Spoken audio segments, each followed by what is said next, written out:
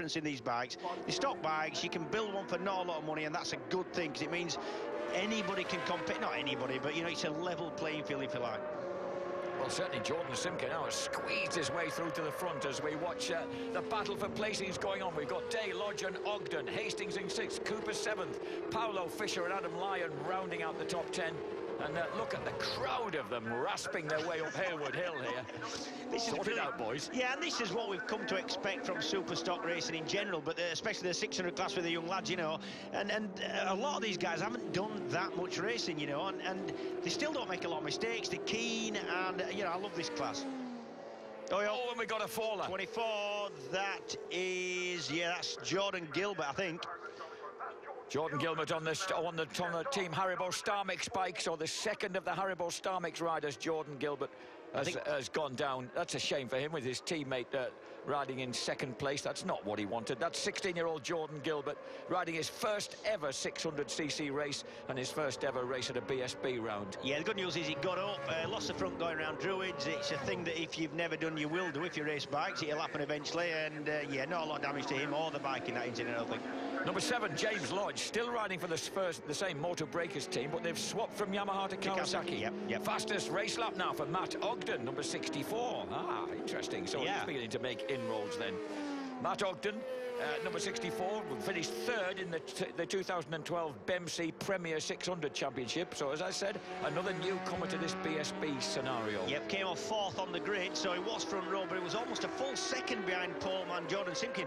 And, you know, second round, say, Donington or Cardwell or Oldham, not so much. You can easily see we can tweak it, you know, little bits and bobs and make it up. James, 48.0. But mind you, that actually Simkin was only a 100th of a second slower. So Simkin and he going the same pace. Simkin done those times in practice, and actually Ogden hasn't. He's half a second up on what he's done in practice, and I always like to see a Sunday man who can stick his neck out a bit. Like you used to do yourself, quite literally. I used to like that, yeah.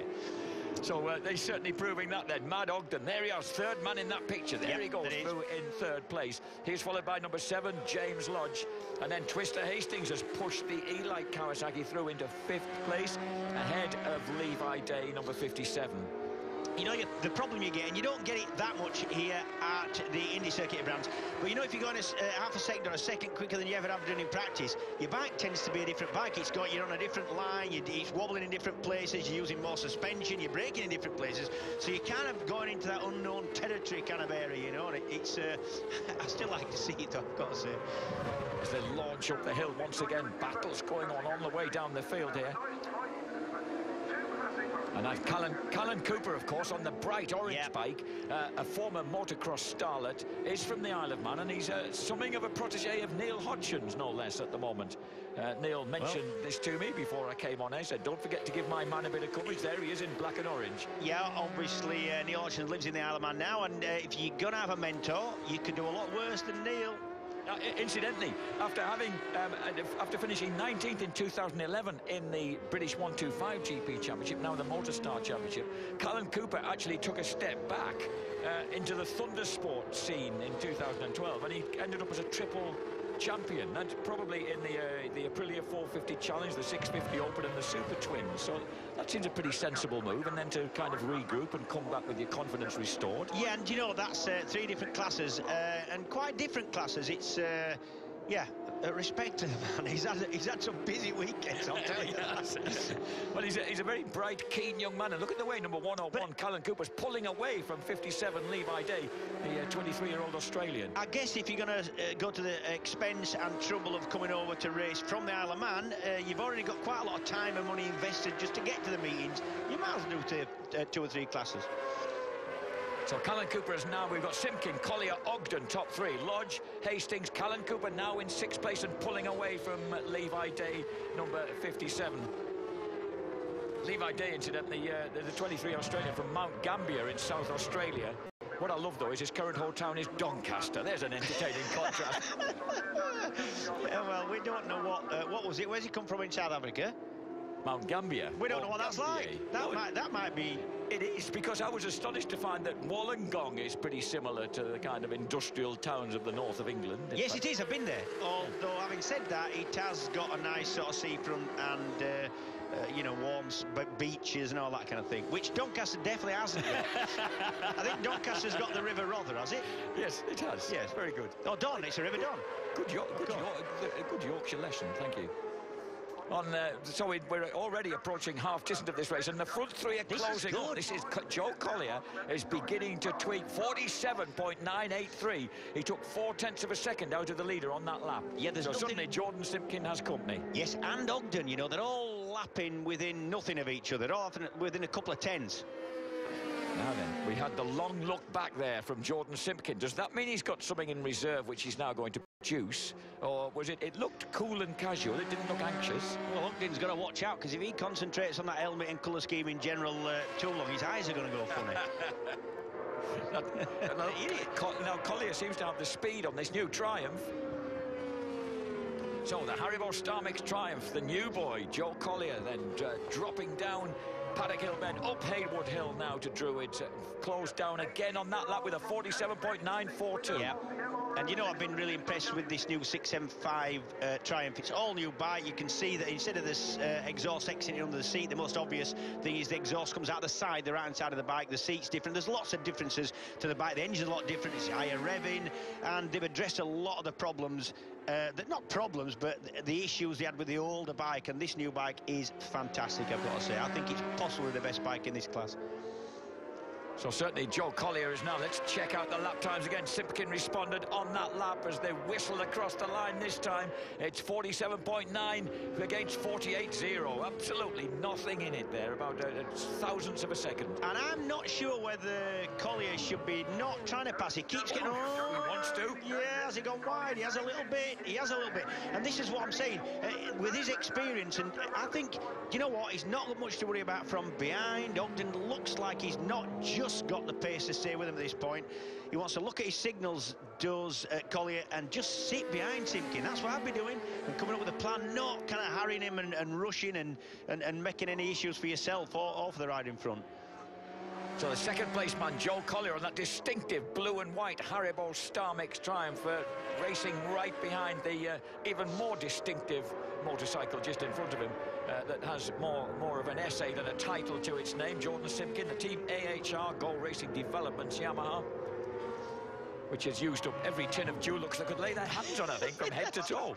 That's just what it looks like. It's the Laura Ashley colour card from...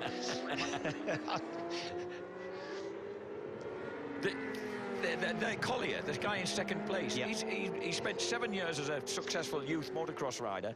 He then moved through the Junior Supermoto Championship, which he won, the 150 category. That's the four-stroke 150 category. Then straight into Aprilia Super Teams, won the EMRA, the East Midland Racing Association Formula 125 Championship, and then tried the Triumph Triples in 2011, and then 12th in Superstock 600 last year. That's a busy little career he's put together there. In a short space of time, yeah. And the teams here, you know, the Haribo Star Mix team say that he's a gem to work with. Really easy to work with, wants to go racing, enjoys himself, realises that it's quite a good thing he's involved in, and consequently he's a joy to have in the garage, apparently. Wonderful. So there he is in second place with Jordan Simpkin just ahead of him. It all started for Joe Collier. His fourth birthday present was one of those Malaguti RCX-10s, and that kind of hooked him on two wheels. And at the age of 6, finished third in his first motocross race. They've been out for so long that I think I had one. They just kind of paint them different colours and put a bit of plastic on. They've been the same since about 1976, I think, now. And I think we might have some back markers coming up ahead of us. At the moment, this is the battle for the lead. Simpkin, Collier, Ogden running third. Lodge is fourth, Twister Hastings fifth. Callan Cooper in sixth place out of Niall Campbell now, with Connor Tagg in eighth place. Ninth, Tom Fisher. 12th, Matt Paolo. Harry Hartley, the Burnley Hare, is now in 11th place. And we've lost Levi Day, has slipped back to 15th place. The Australian, we got a crasher. I think that was the third place man. No, it wasn't. It was 64, Tom Ogden. Oh. He must have just been straining at the leash to stay with those faster men in front of him. He was about half a second off their pace on the last lap. And Matt Ogden crashes. So look, we've seen him back of the shot. There he goes. Yeah, lost the front, going round. Yeah, we've seen that crash already this race. And you know, the leaders, Simpkin and Collier, are putting some real quick laps in now. They're both down into the kind of 47.8, 47... 7 mark, and I think that didn't help Ogden there.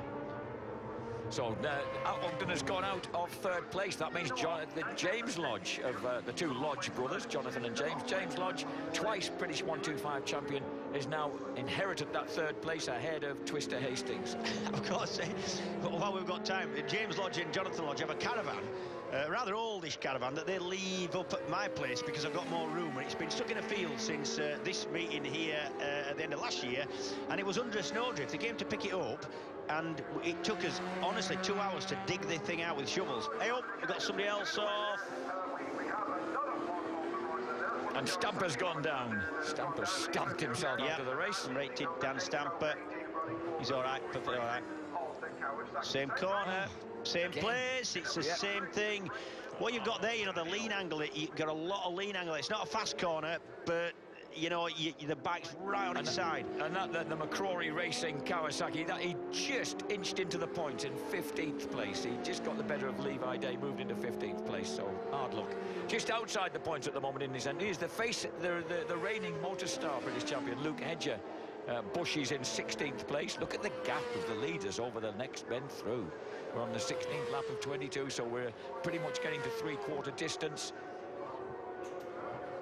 And look at this squabbling mob here, led by number 100, Connor Tagg from Reading on the AL Joinery Racing Yamaha.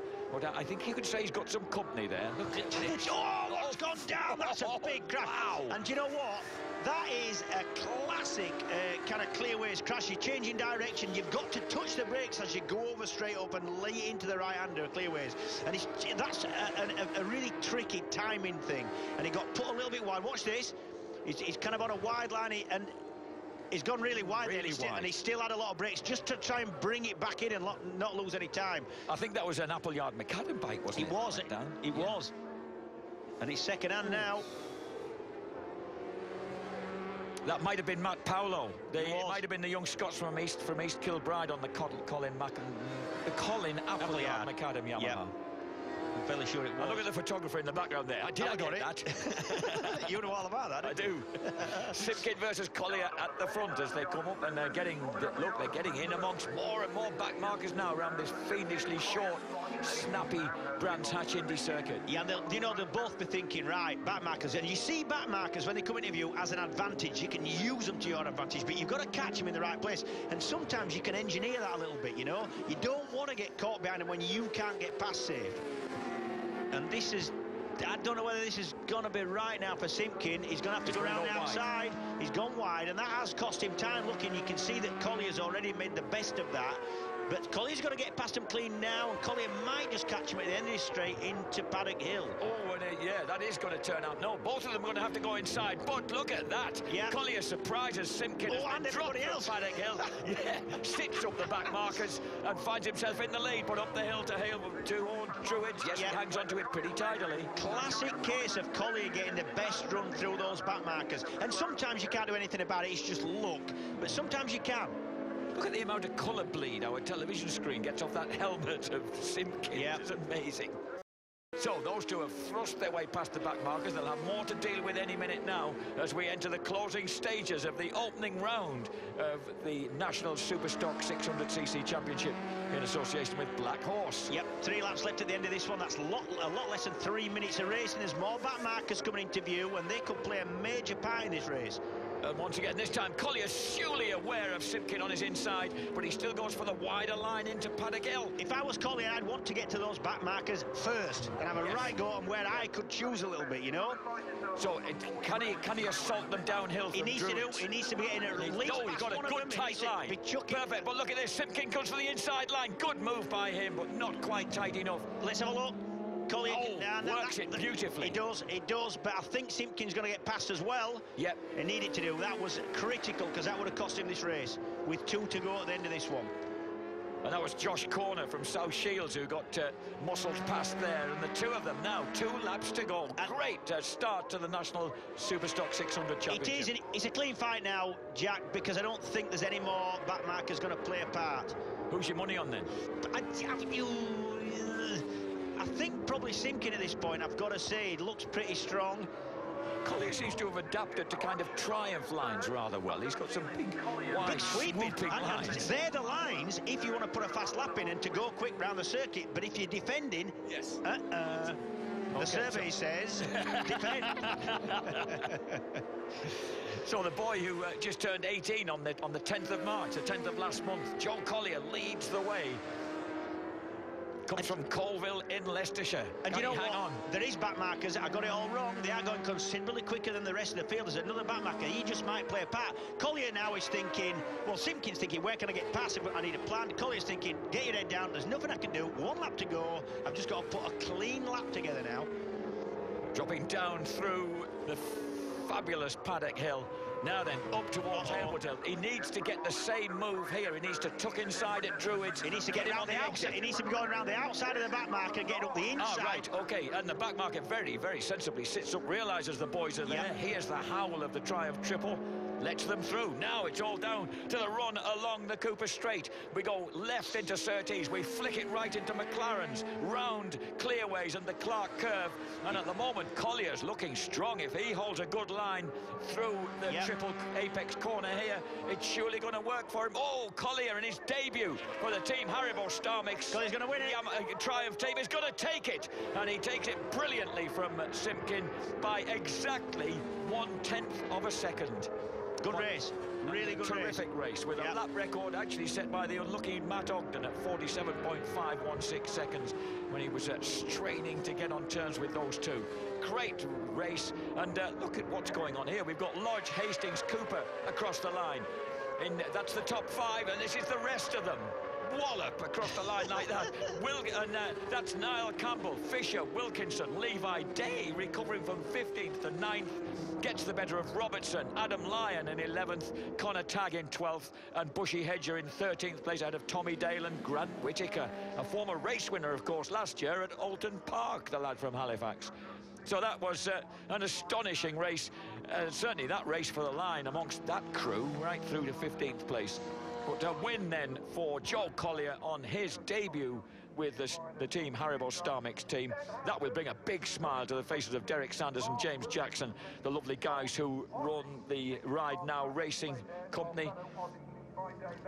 And that keeps on feeding us with Haribo Star Mix by the bag load. Joe Collier, Triumph then, takes victory ahead of Jordan Simpkins' Yamaha. Then a trio of Kawasaki's, James Lodge, Tim Hastings and Callan Cooper. 6th place, Niall Campbell. 7th for Tom Fisher ahead of Mark Wilkinson. Levi Day with Robertson in 10th place. 11th, Adam Lyon. 12th place for Connor Tagg ahead of Luke Bushy Hedger. And then Tommy Dale finishes 14th place. And the last point goes to Grant Whitaker on his Yamaha, ahead of Law, Geacock, Perrin, Anderson and Godfrey.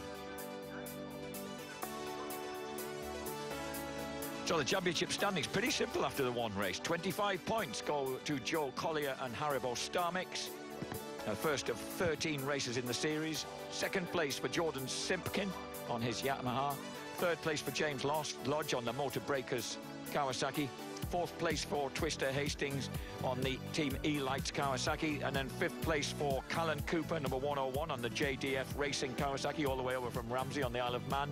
6th place for Niall Campbell, number 38 from Cambridge Lang on the Niall Campbell Racing Yamaha, ahead of Tom Fisher, Mark Wilkinson. Levi Day regroups and recovers to finish 9th ahead of number 98, Michael Robertson. And then Adam Lyon, Connor Tagg, Luke Hedger, Tommy Dale and Grant Whitaker rounding out the point scorers.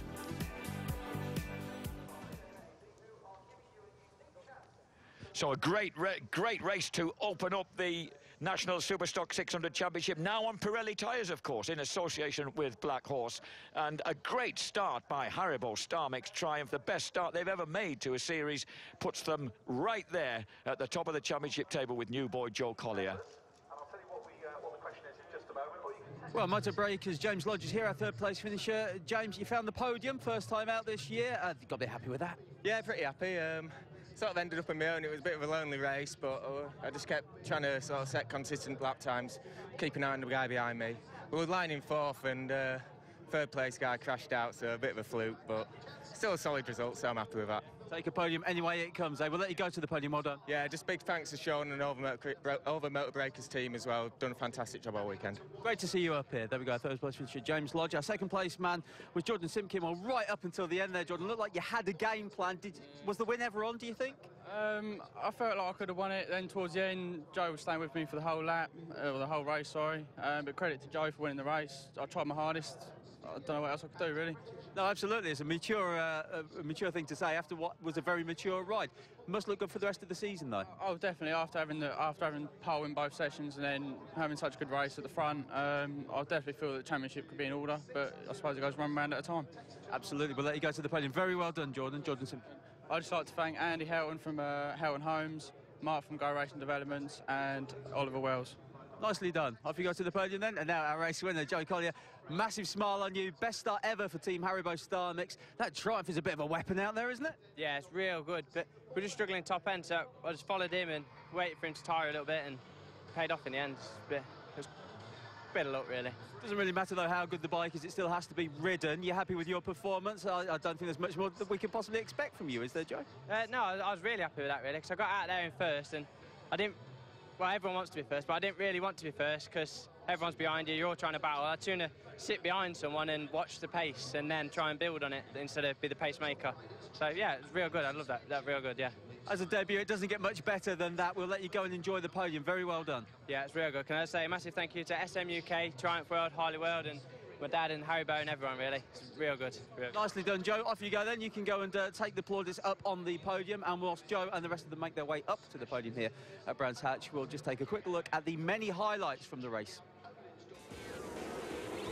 The first round of the Pirelli National Superstock 600 Championship in association with Black Horse, and a great start by Joe Collier on the Haribo Star Mix Triumph. That's the way to impress your new bosses. His last year's team, of course, went bust at the end of the year, so it was a question of trying to find a new ride for 2013, and it's already looking promising for that combo, although they lost the lead very early on as the pole sitter, Jordan Simpkin, dived through on his brightly coloured pastel Yamaha, and these two were able to battle at the front. Matt Ogden really worked hard to try and keep in touch with them, set a new lap record of 47.516 seconds as he hung on to their shirt tails on bike number 64. But the guy from Crowthorne was, well, he was due to crash, but there were several falls at Druids Hill Bend. First, several of the bikes from the mid-pack squabble went down. Particularly hair-raising here was Matt Paolo crashing out as he went round McLaren's into clearways, thankfully unharmed. And as they got in amongst the backmarkers, Joe Collier seized his chance on the blue and white Haribo Star Mix bike. He dived through ahead of the backmarkers just at the right moment to seize the advantage from Jordan Simpkin and to bring it home for victory in his first outing with the Haribo Star Mix Triumph team. Third place after Matt Ogden's departure went to James Lodge, the former 125 champion, but a perfect start for the blue and white of Team Haribo Star Mix. So the British National Superstock 600 Championship, great race to kick off. And James Lodge getting the Motor Breakers Kawasaki, the new bike, of course, for 2013. Motor Breakers ran a Yamaha in 2012. Gold Skippy refers, incidentally, to Billy McConnell, the guy who finished a very, very close second in the opening round of the British Supersport Championship yesterday on the Smiths of Gloucester Triumph. And he'll be looking to try and go one better today. That race, of course, coming live to you later on this afternoon. Meantime, we're waiting with some rather pretty pictures as we await the boys coming up onto the rostrum. Third place then for the former British 125 champion, James Lodge. Second place goes to the absolute newcomer. What a performance from him, Jordan Simpkin from Cambridge on the AHR Gold Racing Developments Yamaha. And then your race winner, who didn't turn to road racing until 2010 after a long career in off-road and supermoto racing, became the EMRA F125 club champion in his first season of road racing. And that is Joe Collier. He actually won his first championship, the CJMX 50cc championship, back in 2003, 10 whole years ago. The trophy's being awarded by Todd Rupp, Pirelli sales manager, and Joe Collier really an exciting start from the noble team, Haribo Star Mix team, that have supported this championship so well for so long. Congratulations to them. Congratulations to Joe Collier with that first race victory in the Superstock 600 series. So there we go then, as the champagne is being sprayed from what was a very eventful Superstock 600.